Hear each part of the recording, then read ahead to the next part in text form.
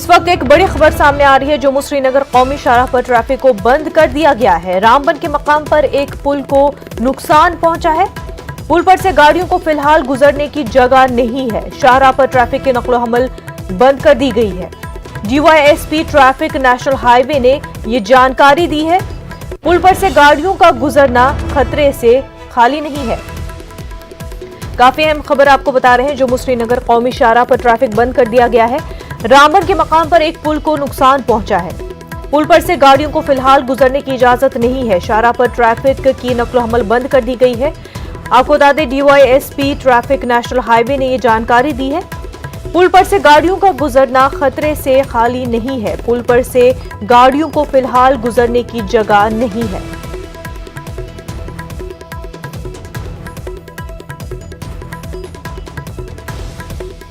अहम खबर, जम्मू कश्मीर से कौमी शाहराह ट्रैफिक बंद कर दिया गया है।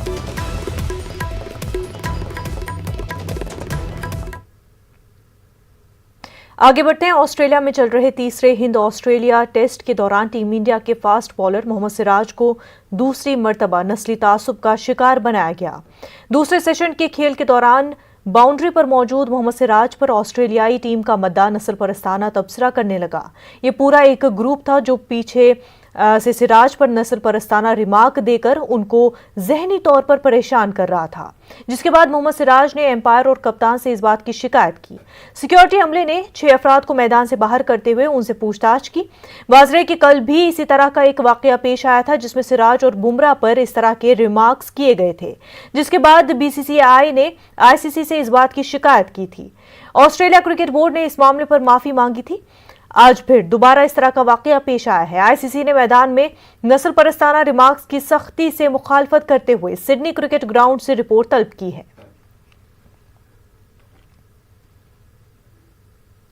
नाज़रीन, कुछ देर कबल हमने साबिक क्रिकेटर अरशद अयूब से इस मामले पर फोन पर बातचीत की थी। इस मामले पर उनका क्या कुछ कहना है, आइए देखते हैं। सेंचुरी में हम और इस दौर में भी लोग जो है रेसिस्ट रिमार्क्स जो है दूसरे लोगों पर डालते हैं, ऐसे लोगों पर जो मेहमान बनकर आपकी कंट्री में आए हैं, अपनी कंट्री को रिप्रेजेंट करते हैं। जी हम देखिए, ये इशू पहले बहुत था, अब काफी क्योंकि ICC ने बड़ा इसमें स्ट्रिक्ट जो है प्रोटोकॉल रखा है जी कि ये मैच से पहले जो अंदर बड़े बड़े स्क्रीन्स होते हैं उस पर डिस्प्ले करते हैं कि भाई जो है ना ऐसा रेशियल अब्यूज बिल्कुल बर्दाश्त नहीं किया जाएगा, 0 टॉलरेंस रहेगा जी। और ये सब चीजें जो है ना ICC अपने तरफ से प्रॉपर केयर जो है ना ले रही है इसमें जी। अगर लोकली कोई जो है ना जैसे सिडनी में ये इंसिडेंट बार बार है तो आई थिंक यानी फर्दर चल के ये होगा कि भाई जो है ना this ground will be band actually. तो ये जो है ना हो सकता है आगे चल के अगर सीरियसली जो है ना इंडिया परस्यू की है इसको तो जो है ना ये हो सकता है, क्योंकि जो है ना ये तो बात बिल्कुल ही गलत है कि भाई जो है ना ऐसा इस टाइम पर जो है ना लोग इस तरीके से जो है ना रेशियली अब्यूज करना प्लेयर्स को खास तौर पे, इट इज एब्सोल्युटली रॉन्ग। कोई जो है ना कोई वजह ही नहीं है कि लोग ऐसा बिहेव करना चाहिए। बिल्कुल। अर्शद, ये बताएं कि BCCI को किस तरह से इस पूरे मामले को लेना चाहिए? देखिए, BCCI ऑलरेडी जितना सीरियसली ICC को कंप्लेन किया है, ऑलरेडी ICC पे जो है ना उनको ऑफिशियल जो है ना इंटीमेशन गया है। तो BCCI का जो है ना ये जो रोल है कि वो जो सेंट्रल बॉडी है ICC की उसके ऊपर जो है ना कंप्लेन करके छोड़ दिया है कि एक्शन लेने के लिए जी। I think they have done the right thing. अब ऑस्ट्रेलियन बोर्ड जो है ना उनको चाहिए कि भाई जो है ना इस चीज को, क्योंकि मैं रिसेंट टाइम में ये देख रहा हूँ कि प्लेयर्स में काफी अवेयरनेस आया है जी। और जो है ना प्लेयर्स भी काफी जो है ना उस ताल्लुक से जो है ना अगेंस्ट है। जैसा जस्टिन लैंगर ने कहा कि ये चीज तो होना ही नहीं चाहिए था, बहुत जो है ना उसकी मजम्मत की थी कि भाई जो ना ये चीज बिल्कुल ही जो है ना ऐसा बर्दाश्त ही नहीं कर सकते। तो देखिए जनरली जो है ना सबका एटीट्यूड वही वैसी है जी, हर एक का एटीट्यूड जो है ना वैसी है, मगर फिर भी क्या होता है कि भाई जो है ना लोग ऐसे रहते हैं जिसको जो है ना मैं समझता हूँ कि रेस्ट्रिक्ट करना चाहिए, जो है ना स्टेडियम में आके ऐसे बात करने से और ज्यादा मॉनिटर करना पड़ेगा। थोड़ा सा जो है ना आईसीसी की सिक्योरिटी जो है नॉर्मली वर्क करती है ऐसी चीजों में, तो जो है वो लोग को जरा एक्स्ट्रा केयरफुल रहना चाहिए और ऐसे लोगों को जो है ना एविक्ट करना चाहिए ग्राउंड से। बिल्कुल बिल्कुल। अरशद अयूब साहब, बेहद शुक्रिया आपका हमारे साथ बातचीत के लिए। नाजरीन, आपको इस वक्त की बड़ी खबर एक बार फिर बता दें। जम्मू श्रीनगर कौमी शाहराह पर ट्रैफिक बंद कर दिया गया है। रामबन के मकाम पर एक पुल को नुकसान पहुंचा है। पुल पर से गाड़ियों को फिलहाल गुजरने की जगह नहीं है। शाहराह पर ट्रैफिक की नकल हमल बंद कर दी गई है। डीवाईएसपी ट्रैफिक नेशनल हाईवे ने ये जानकारी दी है। पुल पर से गाड़ियों का गुजरना खतरे से खाली नहीं है। काफी अहम खबर आपको बता रहे हैं, एक बार फिर आपको बड़ी खबर बता रहे हैं और ताजा तस्वीरें इस वक्त आप अपने टीवी स्क्रीन पर देख सकते हैं। ताजा तस्वीरें, रामबन के मकाम पर एक पुल को नुकसान पहुंचा है। तस्वीरें आपके टीवी स्क्रीन पर है। पुल पर से गाड़ियों को फिलहाल गुजरने की जगह नहीं है। शाहराह पर ट्रैफिक की नकलो हमल बंद कर दी गई है। डीवाईएसपी ट्रैफिक नेशनल हाईवे ने यह जानकारी दी। पुल की तस्वीरें आप इस वक्त अपनी टीवी स्क्रीन पर देख सकते हैं। इस पुल को नुकसान पहुंचा है। पुल पर से गाड़ियों की नकलो हमल बंद कर दी गई है। गाड़ियों का गुजरना खतरे से खाली नहीं है। तस्वीरें आप देख सकते हैं कि किस तरह से इस पुल को नुकसान पहुंचा है और इस वक्त रामबन के मकाम पर इस पुल को नुकसान पहुंचा है, जिस वजह से ट्रैफिक की नकलो हमल बंद कर दी गई है।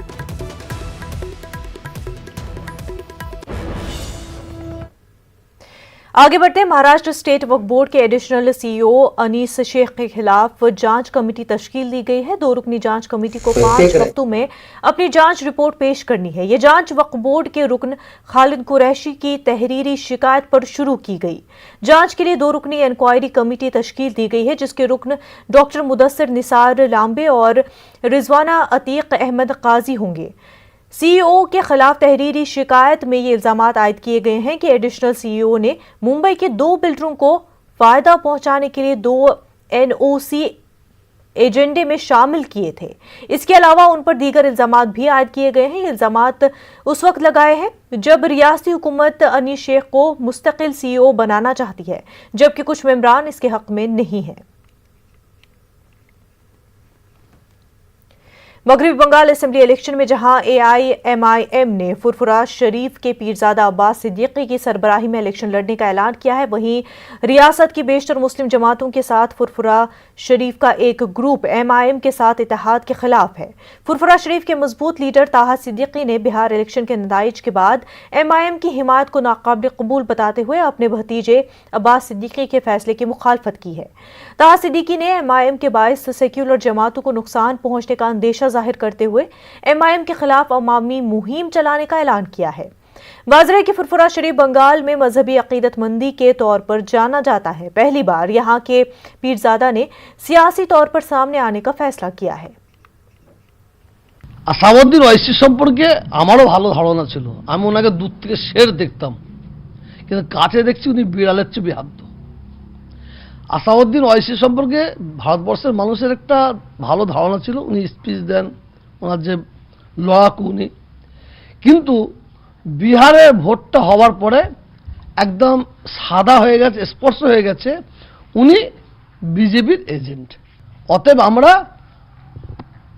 বাইরের সাম্প্রদায়িক মনোভাবপূর্ণ ব্যক্তি সাম্প্রদায়িক দলকে আমরা জায়গা দেবো না। বাংলার মানুষ এরা ঠিক করে নেবে সিপিএমকে ভোট দেবে না কংগ্রেসকে ভোট দেবে না তৃণমূলকে ভোট দেবে।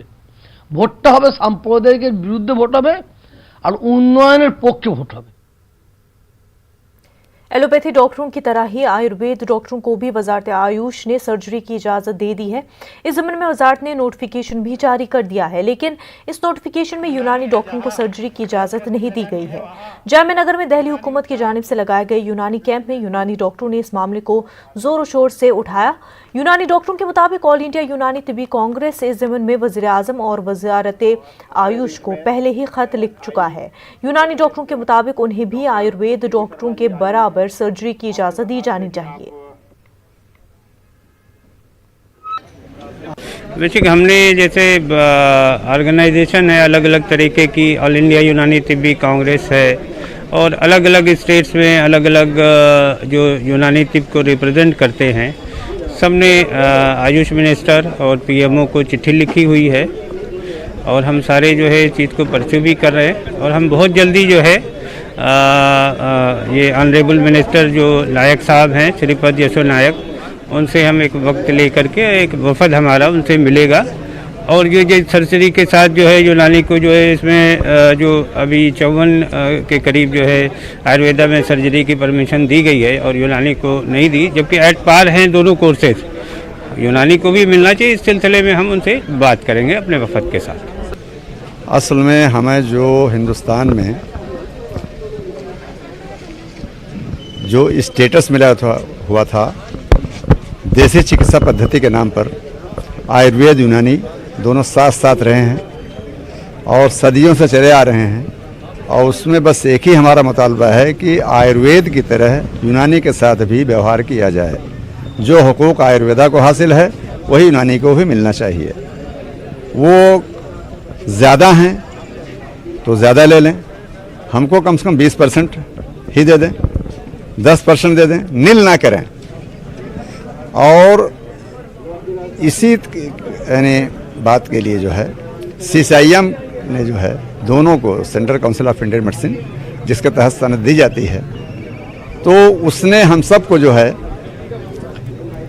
यानी PG के बाद MS की डिग्री जो दी है आयुर्वेदा को भी दी है और यूनानी को भी दी है। तो ज़रूरत इस बात की है कि वो पोजीशन हमारी बहाल रहे।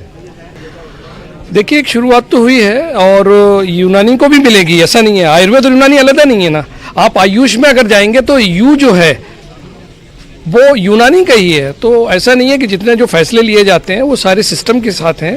अब चूंकि आयुर्वेद में तादाद ज़्यादा है, वहाँ के ज़्यादा लोग निकल रहे हैं PG करके शल्य में या शालाक्य में उनकी सर्जरी या जो उनके ENT है।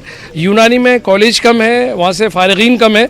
तो मैं ये समझता हूँ कि सरकार इस पर गौर कर रही है और ऑल इंडिया यूनानी तिब्बी कांग्रेस ने तो PMO को भी लिखा है और हमारे जो मिनिस्टर हैं, आयुष मिनिस्ट्री है, उसको भी लिखा है। सब लोगों ने बड़ा मस्बत जवाब दिया है। अगली होने वाली मीटिंग में मैं पूरी उम्मीद हूँ कि जो बोर्ड ऑफ डायरेक्टर्स है जो CCIM के, उस पर गौर करेंगे और यूनानी को भी परमिशन। कर्नाटक में नाफिज किए गए गौकशी पर पाबंदी के ऑर्डिनेंस की बीजेपी के मुस्लिम नुमाइंदे भरपूर हिमायत कर रहे हैं। बेंगलुरु में आज बीजेपी अक़लियती मोर्चे का अहम इजलास मुनक़िद हुआ। इस इजलास में ज़्यादा से ज़्यादा अक़लियतों बिलखसूस मुसलमानों को पार्टी से जोड़ने, मरकजी और रियासी हुकूमतों की स्कीमों को अक़लियतों तक पहुँचाने, इस तरह कई फैसले लिए गए। बीजेपी अक़लियती मोर्चे के रियासी सदर मुज़म्मिल अहमद बाबू ने कहा कि गौकशी पर पाबंदी के नए कानून का वो खैर मकदम करते हैं।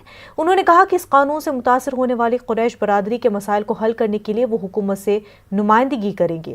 बीफ के ताजरों को हुकूमत की जानिब से मदद फराहम करने की कोशिश की जाएगी। कुरैश बरादरी की रोजी रोटी के लिए जो है हम लोग CM से बात करेंगे कि उनको रिहेबिलिटेशन के लिए कुछ ना कुछ एक रास्ता काढ़ें और KMDC से भी हम बात करके उनको कुछ लोन वगैरह फराहम करके अपने कदमों पर खड़े होने के लिए ज़रूर रास्ता इख्तियार करेंगे। हमारे मोदी जी भी हो, येडियुरप्पा जी भी हो, ऐसे संगदिल नहीं है कि किसी के पेट पे लात मारे। बीफ बैन जो है 1964 का कानून है। पहली बात वो उसे क्या भी इलेक्शन इशू बनाने की ज़रूरत नहीं है। और रही बात बीफ खाने के लोगों की, बीफ खाने के लोग बहुत कम परसेंटेज में ही जो खाती, और बीफ खा को जीना बोल को क्या भी नहीं है। बीफ के अलावा दूसरे बहुत सी चीज़ें हैं जो खा को इंसान खुश रह सकता है। तो इसे इलेक्शन इशू बनाने का ज़रूरत ही नहीं है। और percentage of Muslims eating beef is only 15% और बीफ कंजम्पशन बहुत कम है। वक्त हो गया एक छोटे से ब्रेक का, जल्द होंगे हाजिर।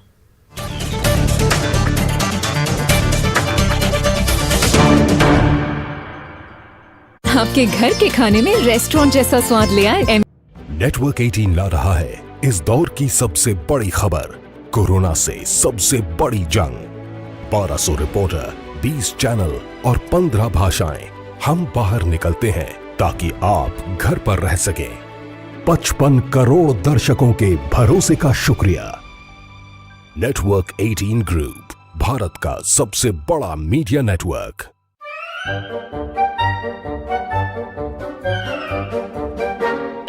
कारोबार हुआ ठप, आउटडोर हुआ बेकार, टीवी ही दे रहा है विज्ञापन को तेज रफ्तार। करोड़ों दर्शकों तक न्यूज 18 पहुंचाएगा आपका ऐड। न्यूज 18 की टीम दमदार बनाएगी आपका ऐड शानदार। जल्दी कीजिए, कहीं छूट ना जाए ये सुनहरा मौका। हमें मेल करके उठा लीजिए बड़ा फायदा।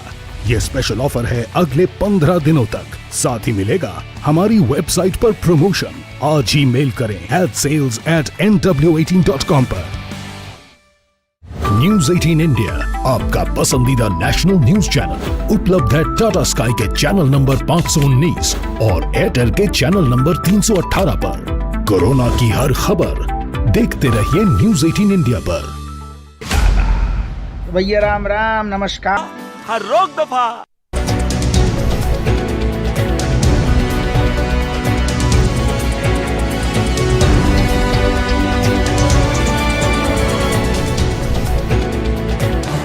इस न्यूज हेडलाइंस के प्रायोजक पेट सफा आयुर्वेदिक चूर्ण। पेट सफा हर रोक दफा।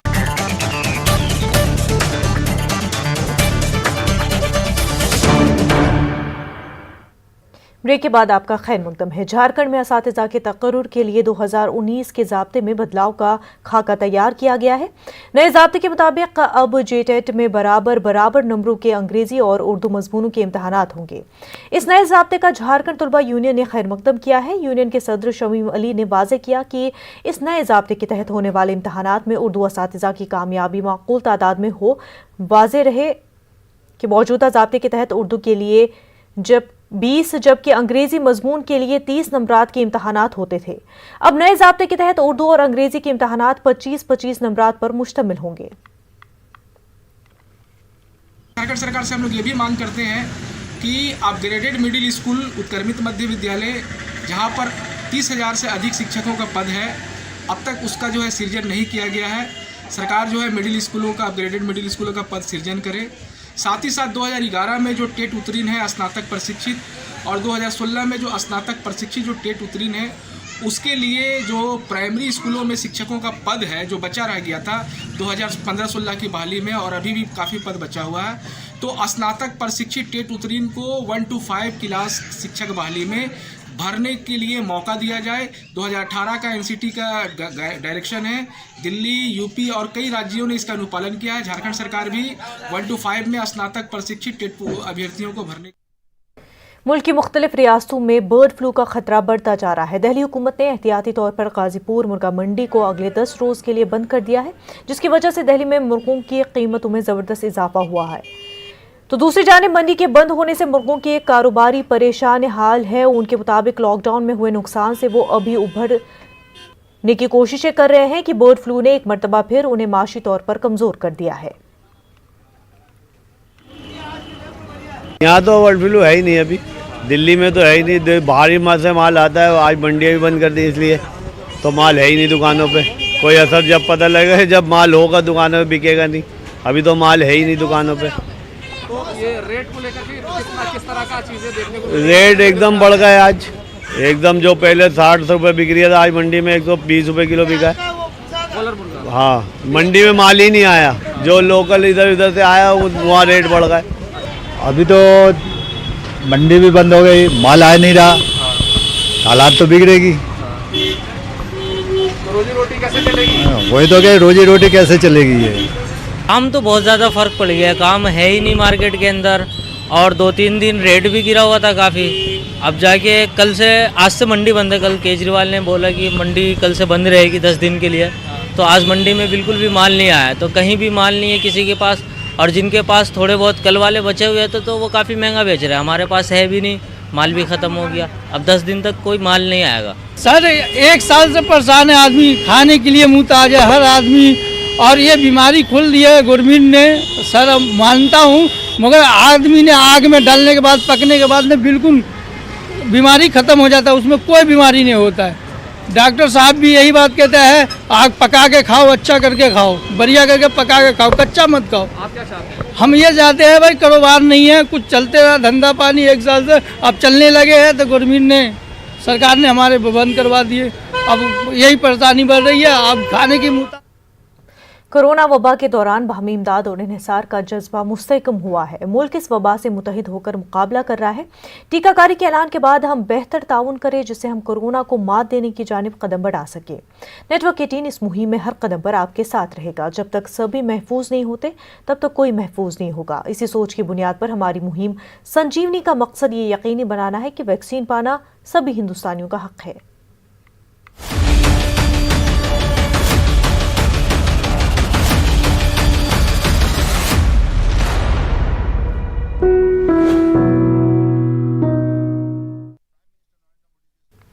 रायचूर में कुल हिंद सुन्नी उलमा और मशाइखीन बोर्ड के ज़ेर एहतमाम ज़ियारत आसार शरीफ और तबरुकात का इनकाद अमल में आया।